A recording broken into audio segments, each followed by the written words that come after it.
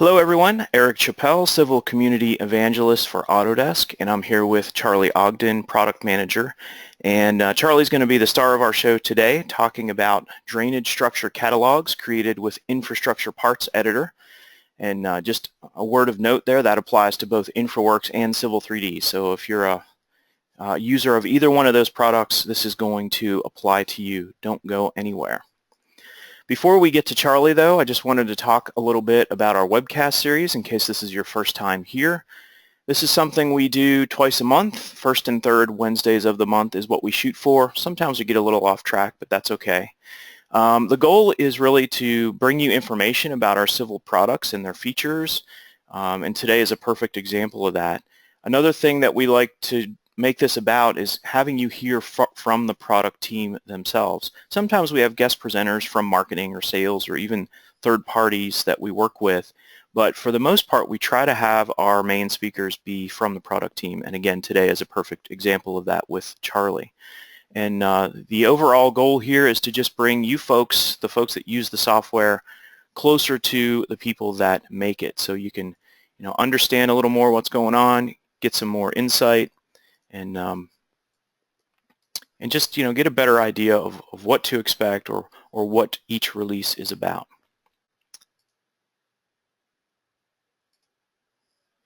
Our next webcast is going to be along the same lines, but with Civil 3D specifically.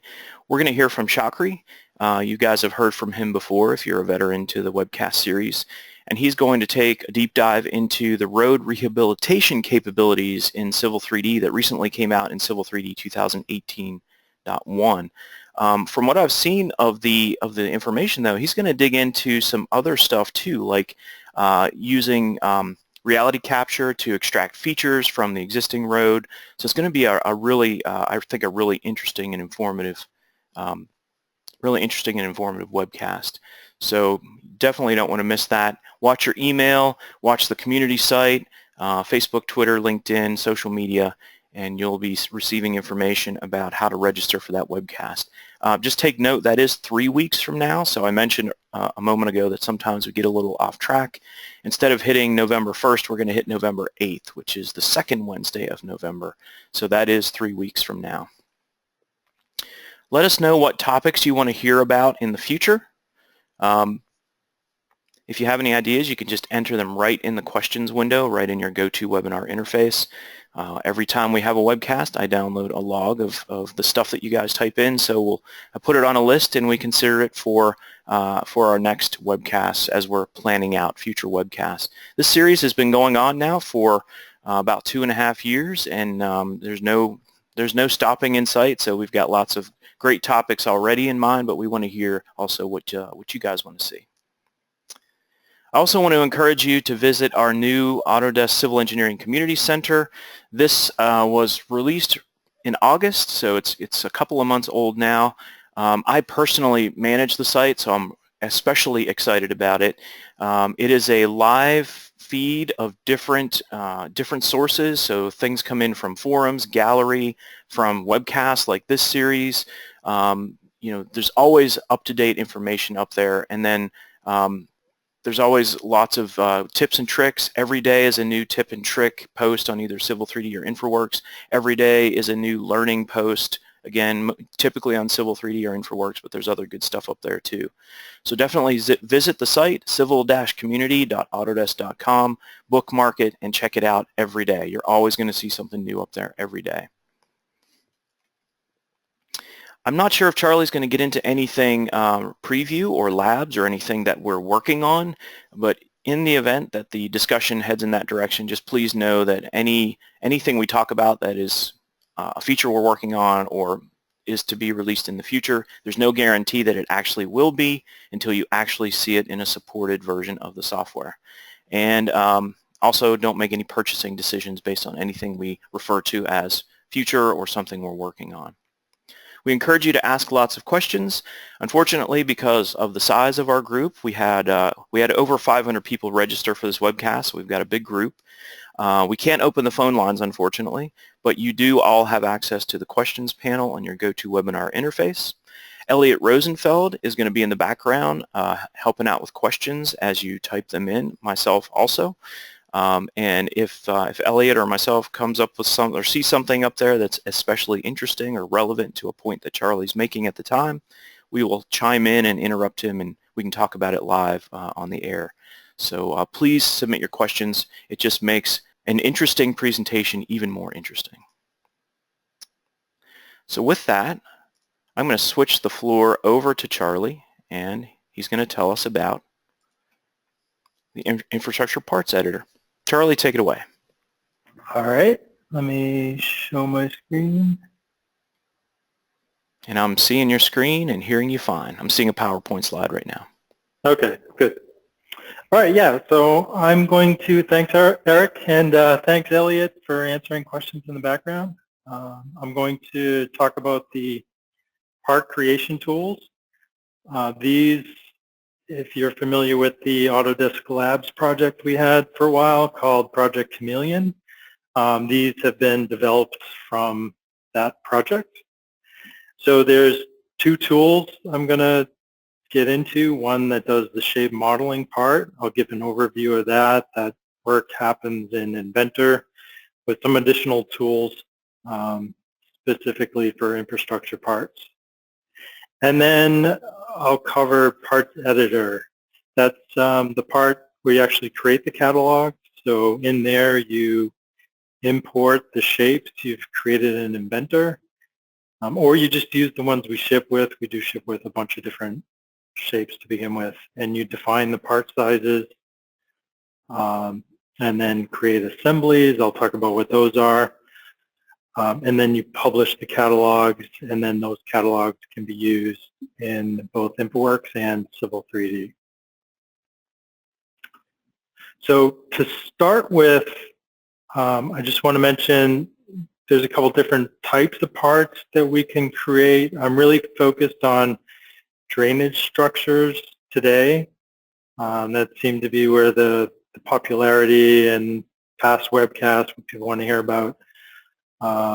And drainage structures can be used in both InfraWorks and Civil 3D as your pipe network structure object that typically represents either an inlet or a manhole type of structure. These tools can also be used to create pressure piping, and the fittings and appurtenances, valves, etc., that go along with the pressure piping. I'm not really going to touch on that today, but those parts can be used in Civil 3D pressure pipe networks. Today we don't really have that pressure pipe type of network in InfraWorks. We just have the generic pipeline and pipe connector tools. Though you could use the shape, I believe, for the pipeline connectors. A little bit different workflow though.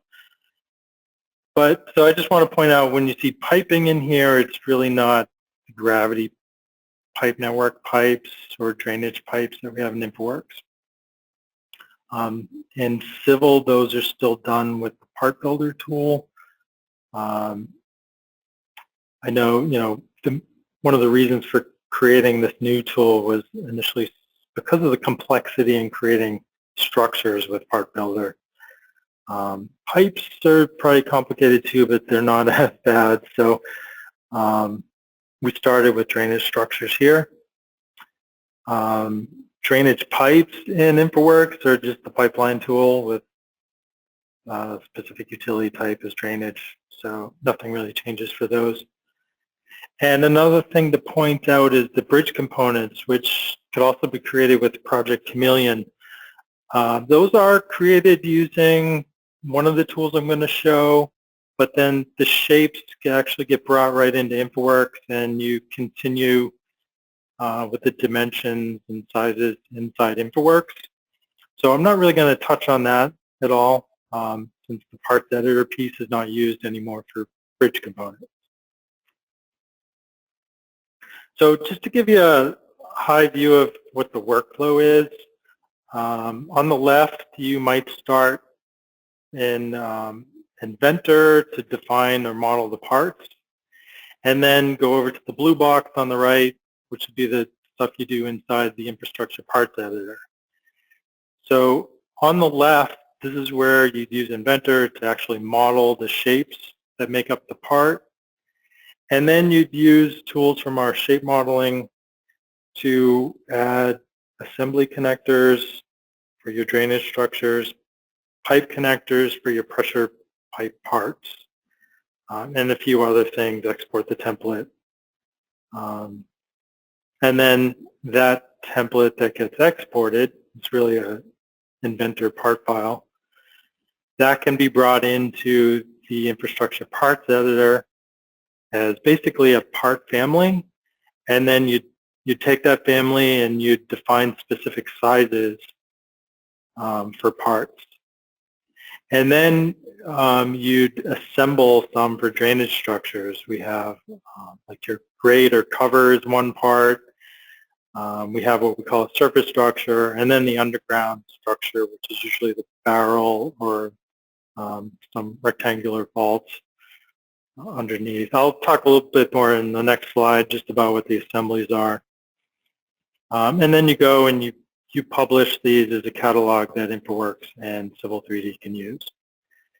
So the box on the left in Inventor, you don't necessarily need to do unless you need to create like a new shape. We do ship with a number of shapes, and if you're just looking to edit sizes to kind of create your own catalogs, you really only need the parts editor piece on the right, but I will touch on both. So since I mentioned the drainage structure assemblies, like I said, these are made up of 3 different types of parts: surface structures, underground structures, and then the grate or cover. You define the sizes for each of the families here, and then you assemble the families together, and it creates kind of the matrix of part sizes, really actually based on the surface structure sizes, to create this assembled part. So, you know, the example on the right, I don't know if you can see the opening very well, but there's a curb opening and a rectangular box basically under, and a manhole access on top. So this could be a grate with a cylindrical structure underneath, different types of parts that you can create here. But the point is, we take, in the Inventor piece, we're actually defining the shape for each of these 3 pieces individually. And then in the part editor piece, we do the sizes and then bring them all together into one assembly. So just to touch on how to get these tools installed. With the latest InfraWorks and Civil 3D updates, you'll have access to these tools. Both of them will install the Shape Modeler plugin for our infrastructure parts on top of Inventor or Inventor LT, as long as those are installed first. If they're not, you know, you just have to install Inventor or LT and then install the Shape Modeler from an MSI file. It's just easier if you have them installed first, but we do have I think there's a technical paper on how to do it if you don't. The parts editor piece gets installed. It's part of the Civil 3D installer, so it'll just install automatically when you install the update for Civil. For InfraWorks, since it didn't fit in the file size, so once you install the update for InfraWorks, you should get a notification that you can go and install the parts editor. If you don't see the notification in your desktop app, just go to your account page and you'll have a download to install parts editor.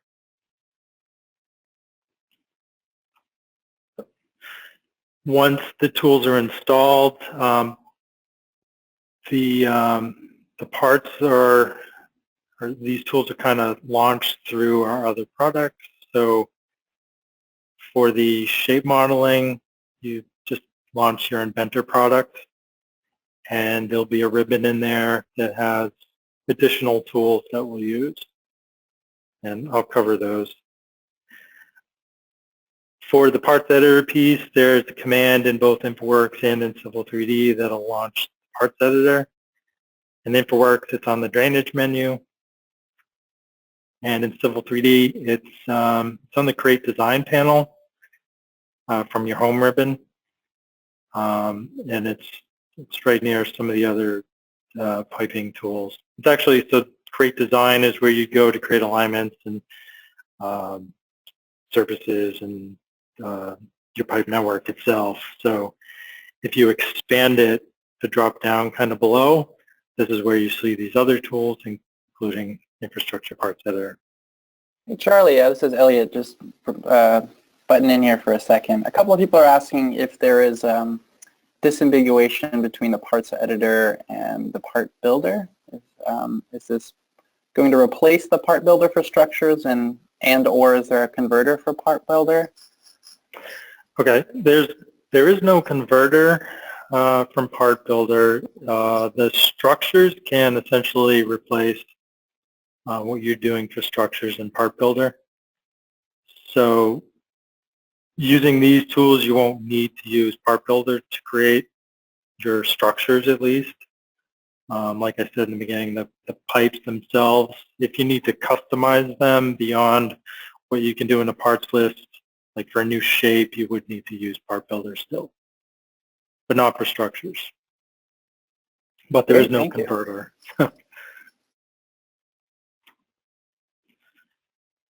right, so just to go a little deeper into what we're doing in both of these products. So on the Inventor side, let me just go through a few things here and then I'll jump in to Inventor. Just a couple things I wanted to point out. First of all, take note when you're starting of your orientation. So you want Z pointing up. I think the default template that Inventor starts with Y-axis is pointing up, and my first part I created ended up coming down on its side in InfraWorks.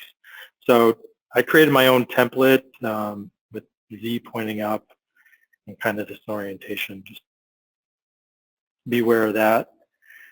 And then in Inventor, I'm not all that familiar with Inventor, as I imagine most of the people on the call are not. Probably Civil 3D or AutoCAD or InfraWorks users. But basically, most of the drawing you do, it's 2D sketches that you're drawing, and then you're creating 3D objects out of that. So you're starting with a 2D sketch on one of these planes, and all the sketches, the dimensions all get constrained. And to start with, you want to constrain your model off of the origin, which is essentially your 0, 0, 0 point. That's where this part gets inserted into your other product. For now, it's where this 0 axis is where pipes connect to the structure. So you just want to be kind of aware of that and how you're connecting to your origin point as you start to create your structures here. And then, like I said, most of your drawing is still just in the 2D view on a work plane, and you draw the shapes you need that get kind of constrained. In this case, like this box would be constrained to the center, that little yellow dot you might see. That's your origin. And then there's a dimension for the length and width. So this shape has dimensions that constrain it to the center, and then I just take that shape and I extrude it or do some other 3D tool to create a three-dimensional feature out of it. But it's, for the most part, working with two-dimensional sketches is kind of your profile for extrude into a three-dimensional shape. And I'll show a little bit of that. One thing I did want to point out is as you're creating these shapes, you want to enter in parameters, not just dimensions. And these parameters will show up in a table, I'll point this out when I go into Inventor, but there's a key column here. You want to make sure you check this box for each of at least the parameters that you want to see later on that you want to be able to edit in the parts editor. So the diameter, the length and width of my object, I want to be able to control those in parts editor, so I need to check the box for the key column. And then I'll see those in parts editor. Another thing to point out is some of these, for certain functionality, has a specific name that we want to use. I have a kind of a list over here on the right. We have some documentation in the works that will explain this a little bit clearer, but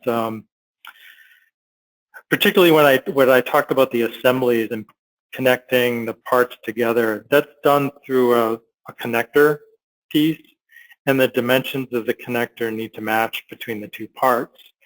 So like the underground structure has a structure port diameter. That structure port needs to match the surface structure's corresponding size. But we're specifically looking at SP diameter for that dimension if it's circular, or SP length and SP width for rectangular shapes. Same with the cover grate diameter, cover grate height. Those are specific, needs to be named specifically so that we match them up correctly. There's some others that I don't think they're necessarily required, but typical names. Actually, underground US height for the underground structure, you want to make sure that's called US height, because otherwise your part won't stretch out. Like when you have a pipe that's really deep, the structure stretches down to that pipe. If you call this something besides US height, you won't find that, and you'll just have a static height to your structure. So there are some things like that that I can't really get into in the time we have today, but they'll be documented a little more clearly. And then I'll go over these other shape modeling tools that get installed with the Shape Modeler plugin. But generally, these are used to connect different parts together. So for our drainage structures, there's an assembly connector where we connect the surface structure to the underground structure and also to the grate or cover. For pressure piping, there's pipe connectors, which are where the fittings and pipes and appurtenances all connect together. And also there's some reference points, which I probably won't have time for today's webcast to delve too deeply on, but these can be used to align the like an inlet correctly with the curb in InfraWorks. So here it's kind of underneath. Using the reference points, it should align with the curb line.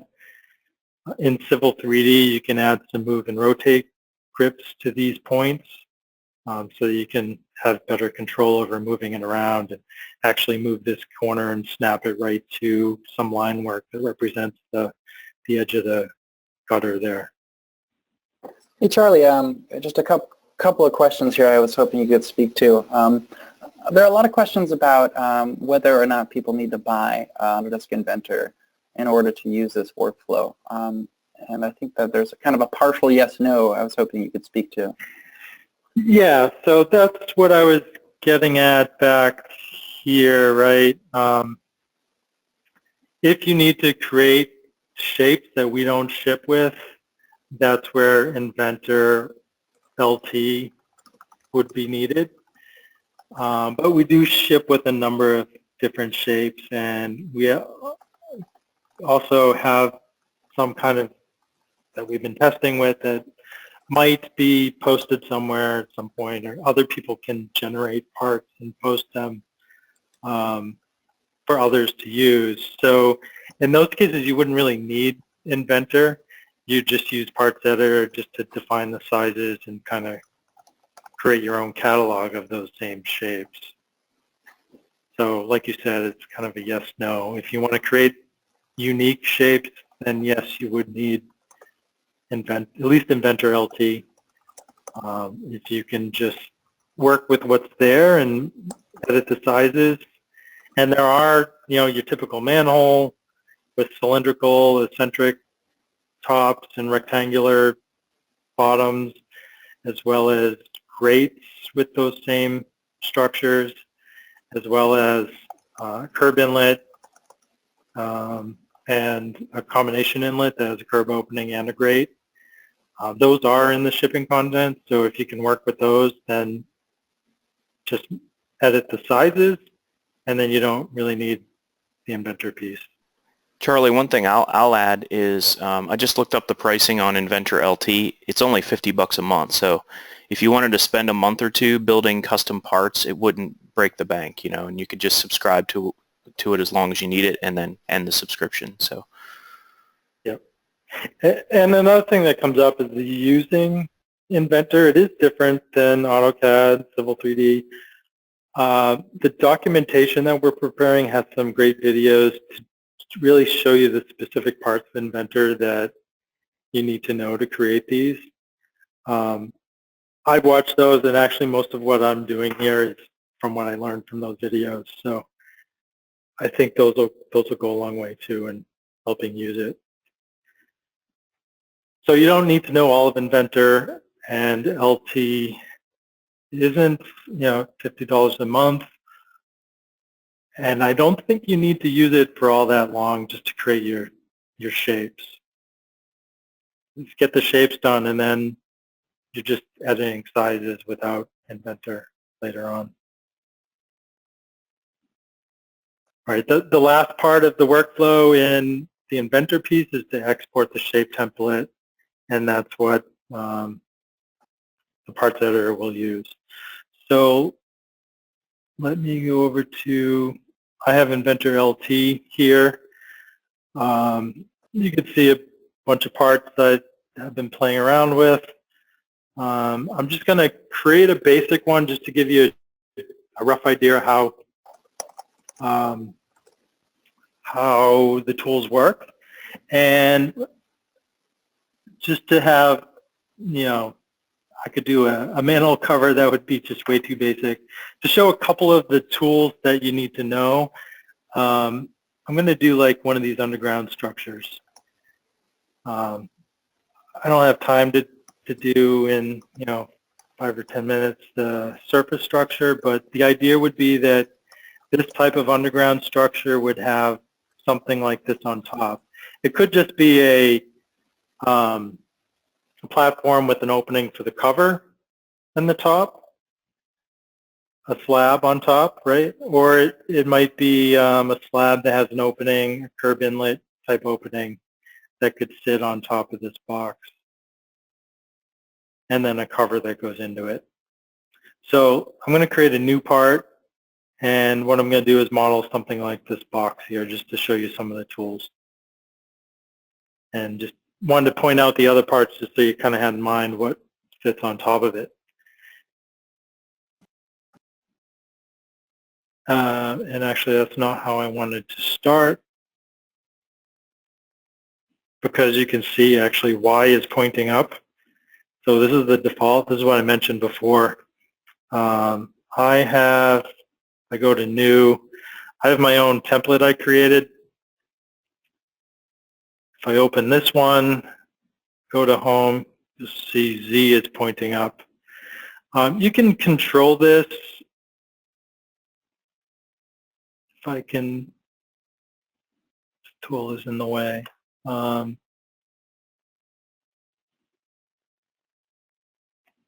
Sorry, the webcast thing is in the way here, but over here, if we, okay, here you can change set current view as top or front. And that way, when you go to top, what you want to be doing is looking down at X, Y, right? So you can change that, save a template. That's all I did here. So that now I have Z pointing up in the template that I use. Otherwise, your parts will come in laying down on their side. Okay, and the other thing is, like I said, everything's built off of this origin point, and that's basically this center point. If you expand origin, you'll see your center point. You'll also see, I zoom in here, there's some different planes, your XY plane, XZ, YZ. You basically build off of these or a plane that you create called the work plane, and you build a sketch. So right now I'm in this sketch mode, 2D sketch, and since I'm doing that underground structure, it's rectangular, what I'm going to do is start with a rectangle that's is constrained at the center point, and then a length and width or some other corner. So I start with that, and you see it snaps to my center point. It turns green. That means it's snapping, and then it's expanding out with my length and width. And I could just enter in dimensions here like you do in AutoCAD. But what I want to do in Inventor is actually put in a parameter name. So in this case, I want this to be my structure port length. So SP length from that list of parameters that I showed. And I'll say SP length equals 48 because I'm in inches. And then hit tab to do the other one. And this one's going to be SP width equals 48. So a square box, hit enter, zoom out, and just go back to top. And right click, say OK, just to get out of drawing. So now I have a rectangle. It's constrained at the center, and it has some dimensions. And down on the lower right, you'll see it's fully constrained. If it says it needs an extra dimension or multiple dimensions, you may need to add some other constraints. Sometimes they work fine. I don't know really the rules there. But so I have this box. This is my inside sizes. So what I'm going to do is offset it, and I use the offset command and select my box and just drag it out. So this will be my wall thickness. So again, I'm going to type in a parameter, wall TH equals, I'll say 6 inches, hit enter.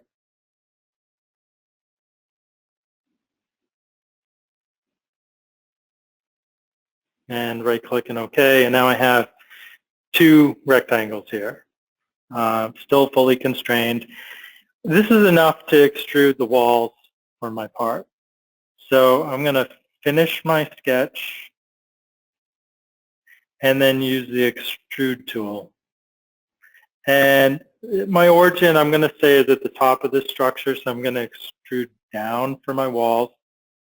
So I choose the extrude command. Since I'm starting a shape, it's using new solid. I'll show some of these other ones in a minute. And I want to extrude it by a parameter again. The distance, I don't want to just put in a value, so I'm going to say US height. This is the underground structure height, and say it equals 48. And I want it to extrude down. And I also need to pick the profile to extrude. I could pick them both, and it would just bring a big box, and then I could cut out the middle. But what I'm going to do is just pick the outer wall here, and then it's going to extrude that down 48 inches. I'll say OK. And now I have kind of the walls to this piece. I still need a bottom.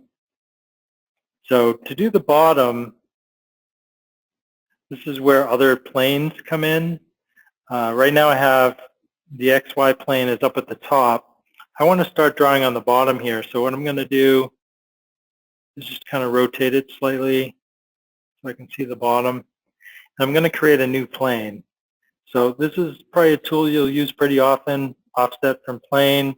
So this will create a new work plane that I can create a new sketch on.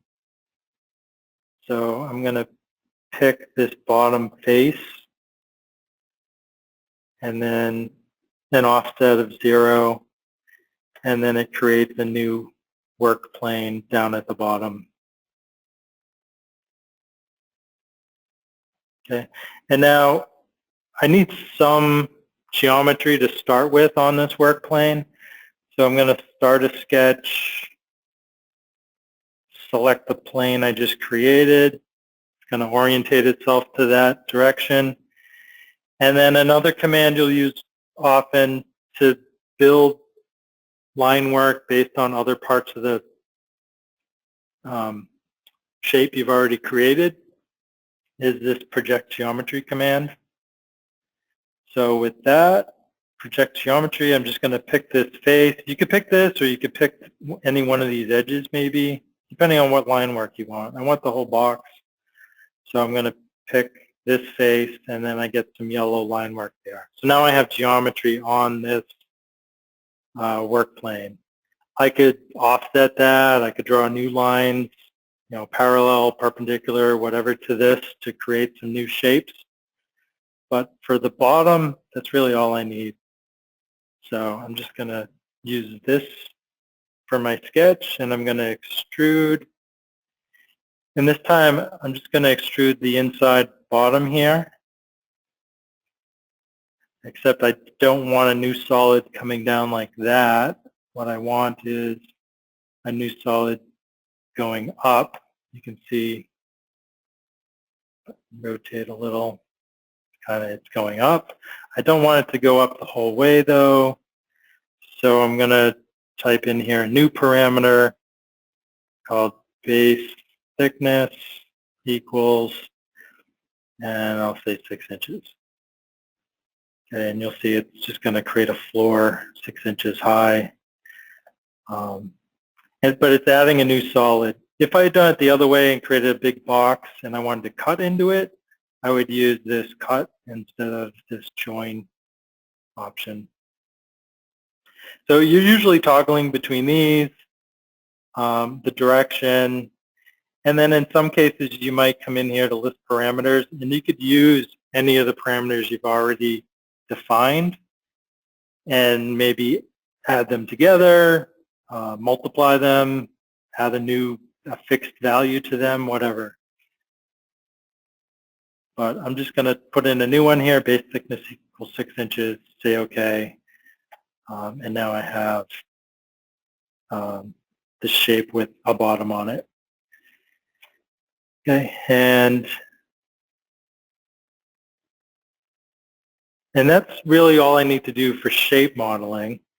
If you come up to the top, there's this function icon that opens up the parameters panel that I showed in the PowerPoint. This lists all the parameters I have. So the ones I've given names to, those are ones I really want to see in Parts Editor. So I need to come over here and make sure I check the boxes, at least for those, so that I can control those in Parts Editor. That's all you really need to do. It would be helpful to put in comments. So I'm going to say inner structure length, inner structure width, wall thickness, height. Those are self-explanatory, but it would be helpful to put those in for each of the ones that you check. I'll say done. And now the last part of it is to use some of the infrastructure shape tools. Mainly, I have this top here, and I need to tell it this is where I'm going to connect to the surface structure. I really want to connect to the center of this top shape. So one thing I'm going to do is actually create a, let me create a new work plane offset from the top here. and start a sketch on that and project the shape to it. That just gives me something to connect to when I tell it where I want my connector to be. So I finish my sketch, and then to get to the infrastructure tools, go to Environments, Infrastructure Part Shape Utilities, and I'm just going to use Assembly Connector here. There's only really two you need to know. In this case, it's underground structure port. Just type in, start to type underground, and it'll show up. The other one is grade or cover. Just type in a G, and the actual name for that will show up. So I'm going to use the underground because this is the underground port. You have the option to connect to a center point of some edges or to a point. I'm going to leave it on center point. Click this tool for center. And then pick your work plane and then pick the face or the edge that you want it to center on. It should show up in a second. I'm going to say OK. And then you'll see it puts a connector there. So that's where this piece connects to the slab on top. Okay. And then the last thing is to export the template. Before I do that, I'm just going to turn off the visibility of the sketches and work plane.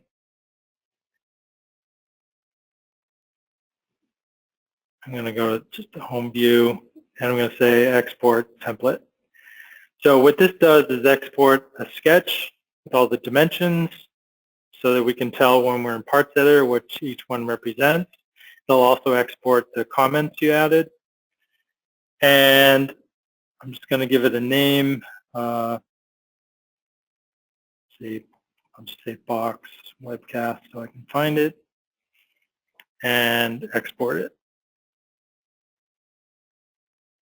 So I know I went kind of fast through that and I didn't do a very complex part, but really to do more complicated ones, you just keep repeating, creating a sketch and then extruding till you get the shapes you want. There's some other things too, maybe a future webcast to go further detail into that. But for now, this is what I need to bring into my Parts Editor. So I'm going to close this. Charlie, a quick question while you're doing that. Yep. There were a few questions in the panel about where the pipes will actually connect when the structures are used. So will they continue to connect in the center like they currently do with Civil 3D, or will they actually connect on the side of the box where the connection point might be placed? So, yeah, so today they will connect to the origin axis. Axis. So that's 0, 0. Right in the center, that's where they'll connect. So if you want them to connect in the middle, make sure that's the middle of your structure. It's just surface structure. You know, probably don't want them to connect in the back, but if they are connecting in the back, it's probably because that's where the origin is on the part. Hopefully there's some things we can do to make that a little more usable, but for now, that's how it's going to work. Okay, great. Thanks. Let's see. I'll probably just jump into Parts Editor. I just had some slides to show kind of what I was going to show. So in the sake of time, let me just jump in. So I'm going to go over to, I have InfraWorks open. Okay, so from InfraWorks, like I said, on the drainage menu, you'll see Parts Editor that will launch this tool. Again, in Civil 3D, there's a command there as well that'll launch it. So selecting this opens up Infrastructure Parts Editor, which is maybe the more familiar part of Project Chameleon, if you use that. Hey Charlie, sorry to butt in here again. There have been a number of questions about just the breadth or range of types of default content. I was wondering if you could briefly speak to, are there end treatment, head wall options, and basically are the default content libraries in the parts editor better, worse than, equivalent to the parts builder content? Okay, so the content if I go to my parts library, so this is the catalogs you'll see when you open the parts editor. There's generic drainage catalog, imperial, and metric. These both ship with Civil 3D and InfraWorks. They were created or defined basically to have similar parts that we have in Civil 3D, at least the inlet outlet structures for manholes and inlets. So by far, they're mainly grate type inlets with a cylindrical, eccentric, or box space underneath. There are other, and I'll show when I go into it, there's a shape template also available for a curb inlet, and there's one for a combination inlet that has a curb opening and a grate. Shipping, that's really what's there. So grate, a few different grates, a curb inlet, a combination inlet, different options for manholes. There are some culvert parts too with end treatments. Those are a little trickier to use. Only InfraWorks has culverts, so I don't actually think those will come into Civil right now. So, and even in InfraWorks, those require a little more tweaking to get them, the custom ones, to show up. So we're focusing really here on the drainage structures. There are piping. There's a bunch of different pipe catalogs that these all ship with Civil 3D now, different materials. And Imperial anyway, I think there's some metric ones. Similar Cool, metric, thank you. these are all Imperial ones. Yeah. And while we're here, tell me if you have too many questions. Someone was asking if these pipe networks can still be exported out of Civil and into SSA. If they can, yeah, they can. Yeah, they'll still be parts in a parts list that you'll map to. So yeah, when you create them, based on the mapping, it's gonna define it as a certain type that goes into the hydroflow storm sewers file, which goes into SSA.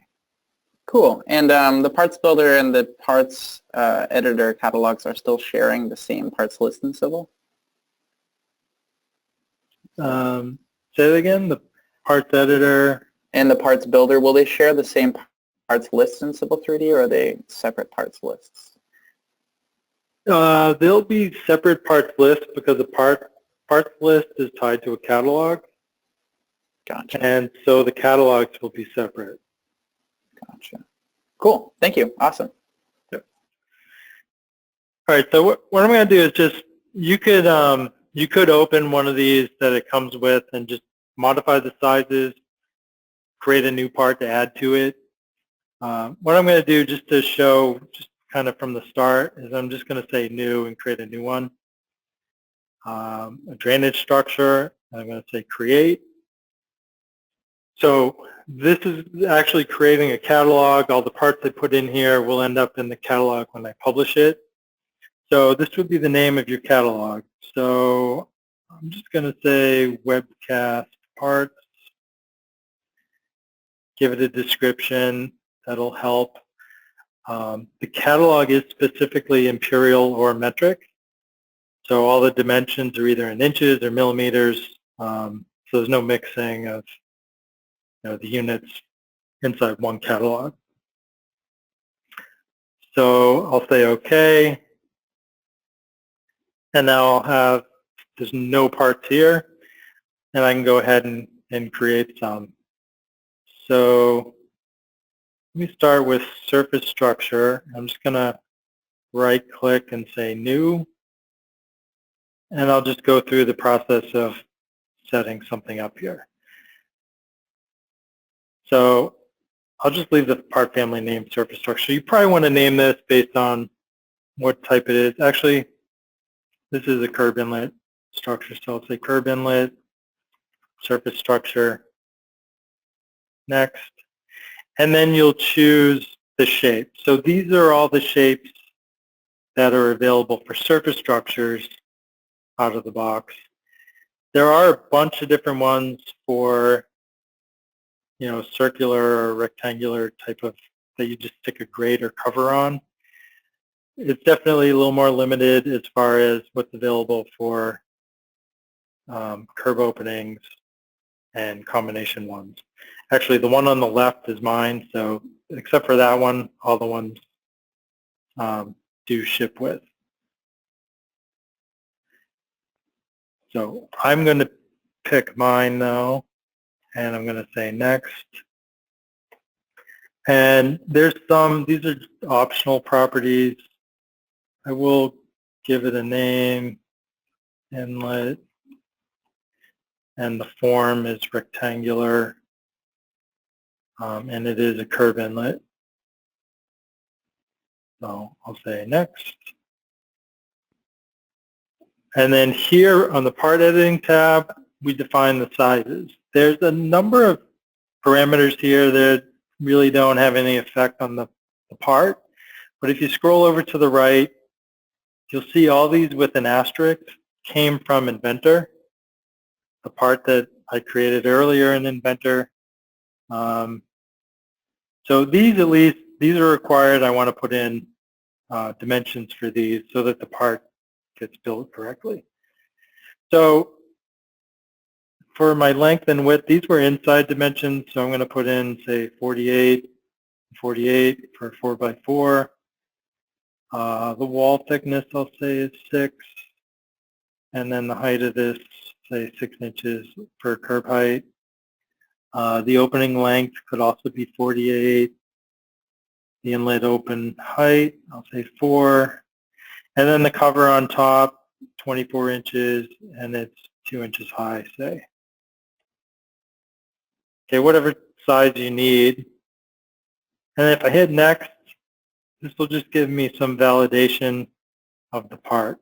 So looks like it built right. It's a 4x4 with an opening on the top and a curb opening on the side here.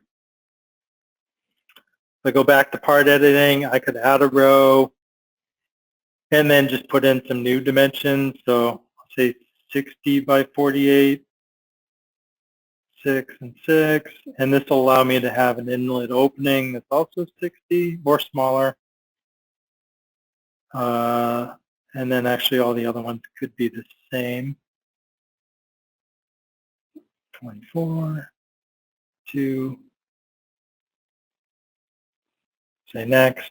So now I have 2 parts, and I can just click on both of those to make sure they're right. You could export to Excel if you have a long list of different sizes you want to do. Doing it in Excel would probably make more sense. I was going to show that, but I'm kind of running out of time. So that you export to Excel. It tells you where the file is saved. Open that up. Add all the other parts you want. And then when you save it and close it, this import from Excel button will be enabled. And then you'll just pick that and all your new sizes will come in. So let me just say done for this. And I'll do my underground structure. And this is the underground box. And for this one, I'm going to say new shape template because I just built this one in Inventor. And I called it box webcast. So I'll grab this, and I just remembered I forgot something, which was applying material. So it's coming in white. I'll say next. And again, some optional properties here. Box. Structure base is rectangular. I'll say next. And then my sizes. So again, structure, SB length and width, these need to match what I had on my surface structure. Otherwise, I won't get a match between the parts when they're assembled.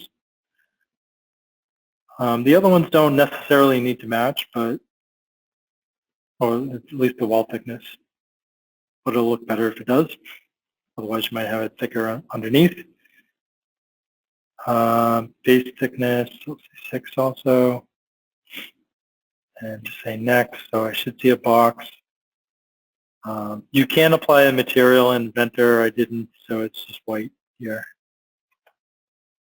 I just add one more row quickly, and I'll say I did 60 by 48, 6, 48, and 6.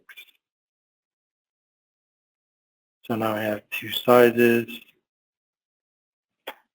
And then lastly, for the cover, I'll just use one of the existing covers. It should apply an image in InfraWorks based on this setting. And then it's round, so I want to choose that. This is just a cover. And I really only need one, so I'll scroll over. Whoops, what? That's not my part.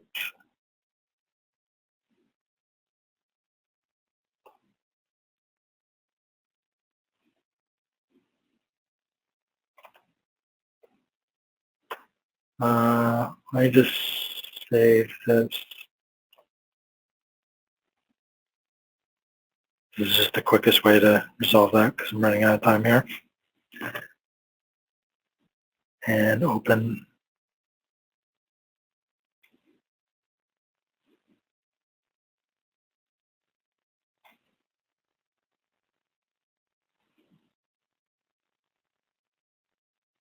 Okay, here's my cover. So I just need to give it my 2-inch height and my 24-inch diameter. Say next, and then I have a cover. So the last thing is to go to assembly and create a new one here. Assemblies start with the surface structure. So I'll choose that. I don't have one in this catalog. In the shipping catalog, you'd have a whole bunch of other options here. And I'm going to call it curb inlet. Say next. And then just drag in your underground, your cover. Normally, you'd have a whole bunch of options for a larger catalog. And then I'll say next.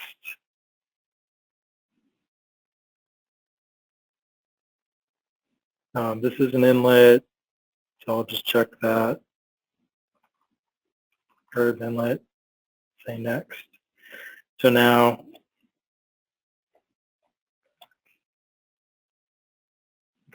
it generates the part. It's white on the bottom because I didn't apply the material, but you can see I have 2 sizes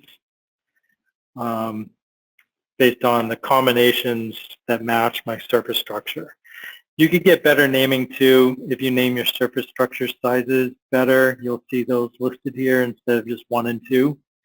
And that's what you'll see in product is sizes. So let me just finish this off by going to publish. This would be your final step. Publish the catalog to, now you can publish to both InfraWorks and Civil 3D. For InfraWorks, there's a new path instead of the shipping location, which is might be locked down for some people. So, and you can also post to your model, and Civil 3D will find the folder, and then I'm just going to say OK, and it's going to export it, publish my catalog. Yes. I know we're at the top of the hour. I was hoping just to ask you a super quick question here about Civil 3D, just to make sure that I've given people the right answer.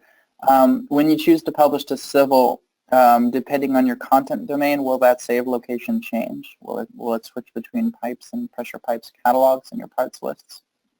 Yes, it'll either find the pipe network folder or the pressure network folder.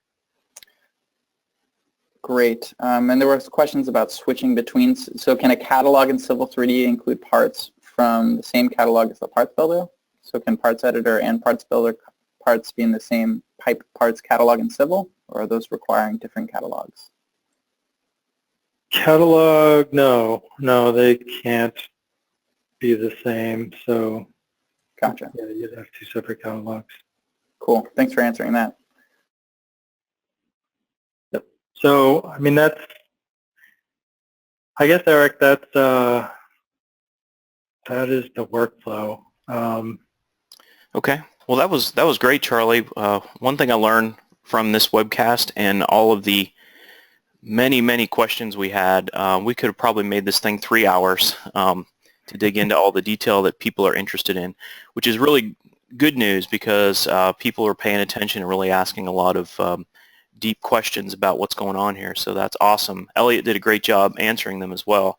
One thing I would encourage everyone to do is dig into this workflow and use the InfraWorks or the Civil 3D discussion forum as you discover things or as you have questions or run into sticking points. We have a really awesome community out there that includes users as well as Autodesk folks who will help you out or may have questions of their own. So please dig into this workflow and use that resource. I'm going to switch back to my screen here just for a moment. And sorry to... Go ahead, Elliot. Sorry, Elliot here. I just wanted to say that everyone on the line, there are some questions that we haven't managed to answer yet, and we are tracking them. So we will get back to you and provide you an answer or clarification. That's great. All. Thanks, Elliot. I just wanted to remind everyone that we have another webcast coming up, as we always do, and that will be on November 8th. We're going to hear from Chakri. He'll be talking about the road rehab workflows in Civil 3D, and I think he's going to dig into some other products as well. That's going to be very informative, great new feature set in Civil 3D, so don't miss that one. Watch your email, watch social media, check out the community site, and you'll see information on how to register for that webcast. Thanks, Charlie, for a great presentation.